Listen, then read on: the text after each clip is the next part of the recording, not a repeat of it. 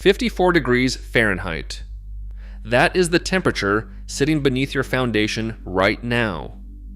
Constant. Unmoved by blizzards, heat waves, or anything happening above ground. While your furnace fights to lift freezing winter air to 68 degrees, the ground is already holding 54 degrees for free in silence, and it has been doing so for thousands of years. The ancient Persians knew this. So did the Romans.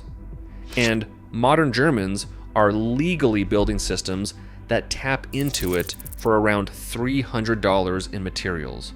By the end of this video, you will know exactly how it works, why it was erased from American building codes, and how you can install one yourself. The Earth as a thermal battery. This is not theory. This is measured physics, documented by research institutions worldwide. Below 6 to 10 feet, soil maintains a temperature equal to the annual mean air temperature of that region, and it barely shifts by a single degree across the entire year. In Chicago, that means 55 degrees Fahrenheit year-round. In Atlanta, 62 degrees Fahrenheit. In Denver, 58 degrees Fahrenheit. The surface above can swing from minus 20 degrees Fahrenheit to over 100 degrees Fahrenheit, and the ground beneath does not care. The reason is thermal mass. Soil weighs between 100 and 125 pounds per cubic foot. Moving that mass by even 1 degree requires significant energy. The Earth absorbs summer heat so slowly that by the time warmth penetrates 6 feet down, the season has already changed. This is the same principle that kept root cellars cold for centuries, and why wine caves maintain perfect temperatures without electricity. Now here is the number that changes everything. A standard air conditioning unit achieves a coefficient of performance between 2.5 and 3.5, meaning for every unit of electricity consumed, you get roughly 3 units of cooling in return. Earth tube systems measured across dozens of installations worldwide achieve an average coefficient of performance of 28.7. The only electricity required is a small fan pushing air through a buried pipe.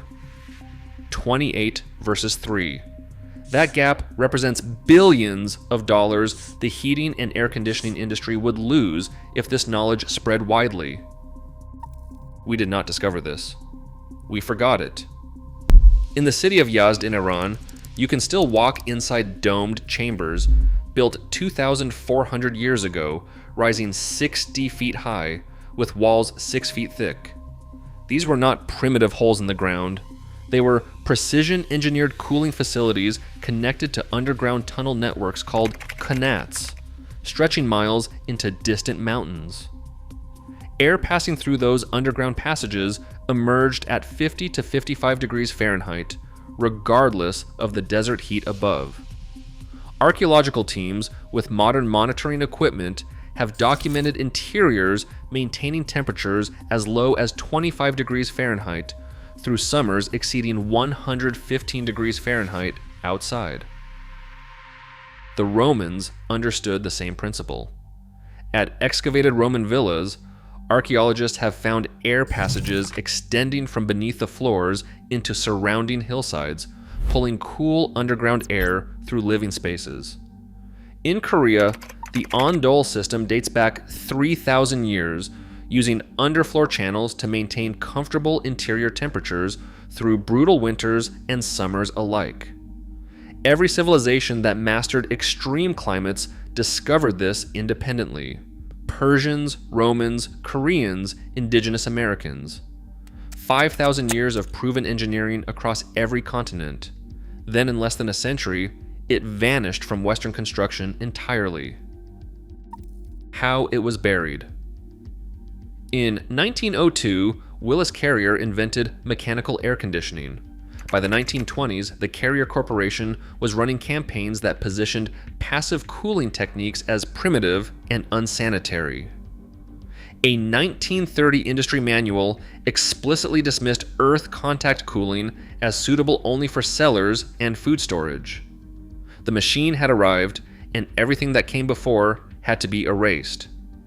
By 1945, the post-war building boom had standardized mechanical cooling as the only acceptable approach. Passive alternatives disappeared from architectural education. By 1980, fewer than 3% of American architecture programs taught passive cooling strategies at all. The technology was not disproven, it was systematically removed from professional memory. Today, contractors have never heard of earth tubes because their licensing exams never mention them. Building inspectors cannot approve what their training never covered, and the International Residential Code contains no provision for earth contact air handling because the code assumes ductwork exists inside buildings and nowhere else. The Air Conditioning, Heating, and Refrigeration Institute spent $47 million on political activities in 2022 alone. In 2019, an ASHRAE committee rejected a proposal to create a performance pathway for earth tube systems, citing insufficient domestic data while ignoring 3 decades of European documentation. Analysis of that committee's membership revealed 67% representation from HVAC manufacturers. Every earth tube installed is an air conditioning unit that never gets sold, a compressor that never gets replaced, a refrigerant charge that never gets topped off. The $29 billion annual residential cooling market depends on your not knowing this exists.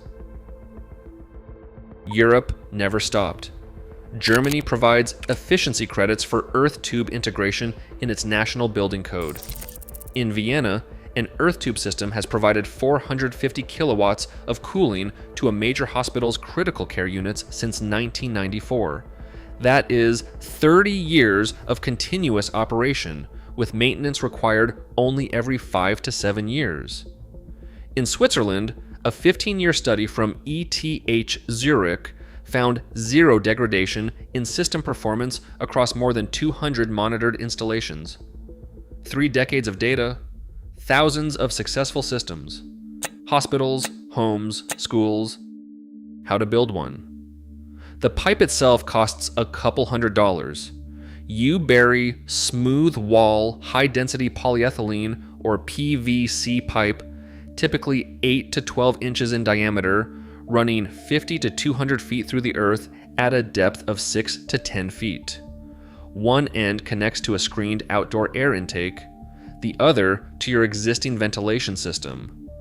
In winter, 15 degrees Fahrenheit air travels through 150 feet of pipe surrounded by 55 degrees Fahrenheit soil and arrives at your house already approaching 50 degrees Fahrenheit.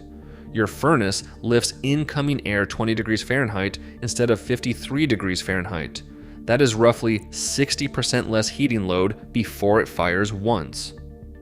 In summer, the reverse. 95 degrees Fahrenheit air exits between 65 and 70 degrees Fahrenheit. No compressor, no refrigerant, just a small fan. Slope the pipe at a 2% grade so condensation drains rather than pools. Position the intake at least 50 feet from the house, elevated slightly above grade. Add a MERV 13 filter at the house end. If radon is a concern in your area, an activated charcoal canister handles it for around $40 a year. Maintained properly, the system lasts 50 years or more. The pipe degrades slowly. The earth does not degrade at all. The physics has not changed. The ground beneath your feet is holding 54 degrees Fahrenheit right now, the same temperature the Persians measured when they built their qanats, the same temperature Swiss engineers are documenting today, the same temperature your grandchildren will measure a century from now. You cannot meter soil temperature. You cannot build a $29 billion industry around something anyone can install in a weekend. The heat is already there. It has always been there. 6 feet under your yard, waiting.